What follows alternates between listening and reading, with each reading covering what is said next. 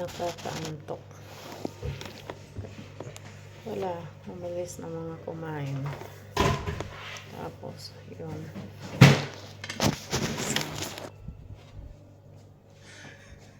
Yan. May isa na nagtatrabaho yan sa ano, yan sa may kanto malapit sa bahay. Gabi-gabi nandito yan. Tapos, nainom lang. Tapos, maya-maya, uwi na sa kanila. Kaya, nakakaantok man. Kaya, hindi man ako gaano nakatulog kanina.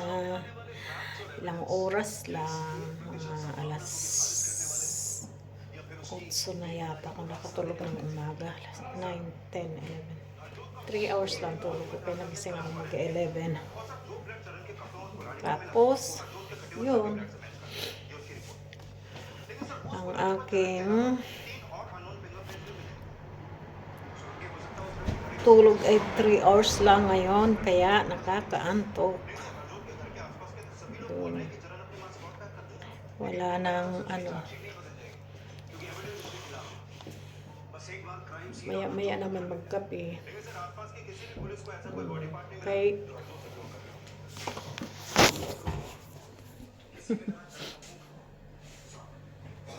magkape na lang tayo.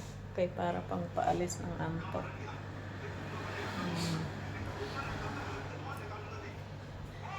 Alis lang may kumain kami ng dalawang coffee, dalawang magkaibigan. Puro take out.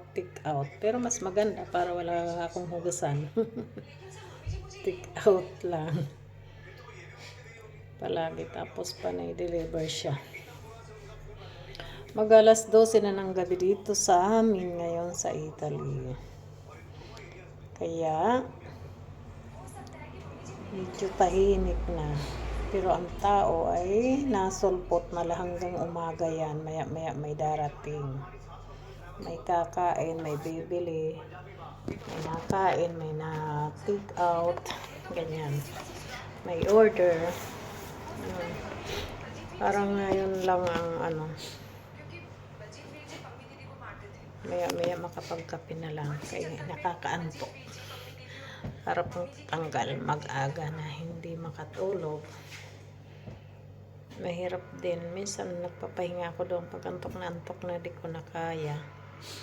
Pero hanggat kaya, mas magandang dito ako kasi mahirap pag solo itong isa. Katulad kahapon na madaling araw. Magsasara na kami bago mag alas 6. May tumawag na French fries, 3 medium.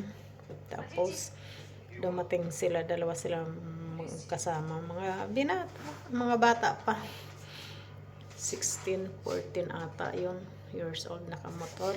Pagdating dito, naka-ready na ang french fries nila, nakabalot na. Nag-request pa ng soft drinks na dilata, 3 soft drinks, tapos linagay na sa motor, tapos nagsinyas ng ganon yung isa, nakita ng kasama ko. May tapos sabi niya ng isa, ay wala pala dito ang bangkomat ko, hindi ko pala nadala, paano hindi pala makabayad. Tapos nagpanig na ito, sinundan niya sa labas kasi tatakas na sana, kinuha niya ang helmet. Sabi niya, pasok kayo dito. Tapos sabi niya, iisahan niyo ako, tatakasan niyo ako. Tinawag agad ako. Sabi niya, halika nga, isara mo yung pinto. Kinuha ko din kagad ang susi. Tinitingnan ako ng isa. Ang isa nagkuha rin. Lumabas. Tinitingnan ako ng isa. Nandito siya sa malapit sa susian ko. Di man siya makatakas. Kaya ngayon, tinitingnan niya ako.